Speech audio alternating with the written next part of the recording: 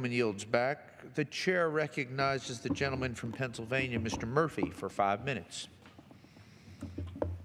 Thank you, Mr. Speaker. Since September 1, the first day of National Suicide Prevention Month, 944 Americans have died by suicide, including 160 veterans.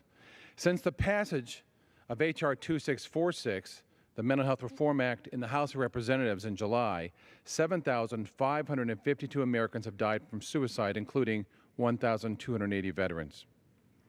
I had the honor of meeting the parents of Sergeant Daniel Summers, who served bravely in Operation Iraqi Freedom. On June 13, 2013, Daniel took his own life after suffering from PTSD and traumatic brain injury. His family is heartbroken. He left a letter for his family before he took his own life, and I would like to share his words. He wrote, "I am sorry that it has come to this. The fact is, for as long as I can remember, my motivation for getting up every day has been so that you would not have to bury me. As things have continued to get worse, it has become clear that this alone is not a sufficient reason to carry on. The fact is, I'm not getting better. I'm not going to get any better. And I will most certainly deteriorate further as time goes on. From a logical standpoint, it is better to simply end things quickly and let any repercussions from that play out in the short term than to drag things out into the long term.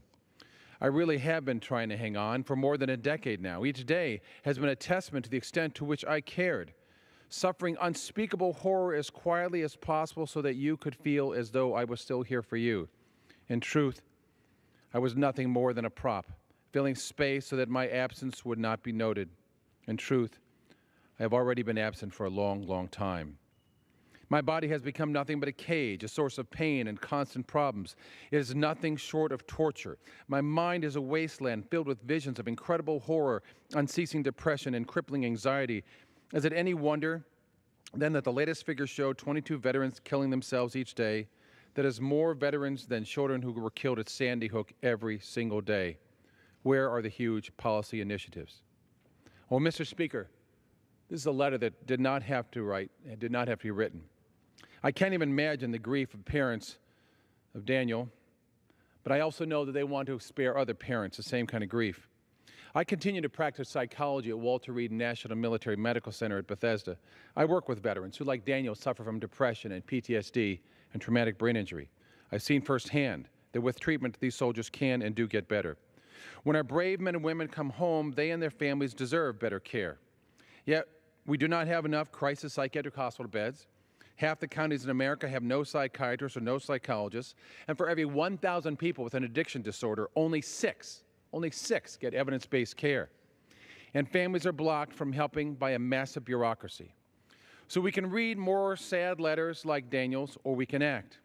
The House answered that call on July 6, 2016, when we passed by a near-unanimous vote H.R. 2646, the Helping Families in Mental Health Crisis Act.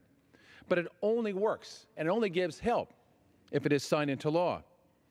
I don't want any more moments of silence for Daniel or the thousands of other veterans or citizens who have died by suicide.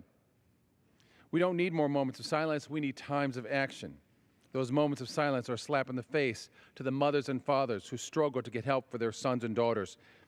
So I ask, how can the Senate even contemplate the talk of going home before this is passed with its death toll climbing, even when they have the solution in their hands? Indecision and politics are overruling compassion and common sense. What about veterans like Daniel, for whom help never came? On behalf of those silenced voices, I call upon the Senate to take action and pass H.R. 2646 before they go home at the end of September. We must have treatment before tragedy. We must provide mental health support. After all, 90% of suicide deaths have a co-occurring mental illness. Otherwise, what will we tell those family members who find the next suicide note? That when there was a chance to act, Congress went home? These veterans will never go home. These thousands of other people who committed suicide, non-veterans, will never go home again. And the Senate should not go home again in September without passing H.R. 2646.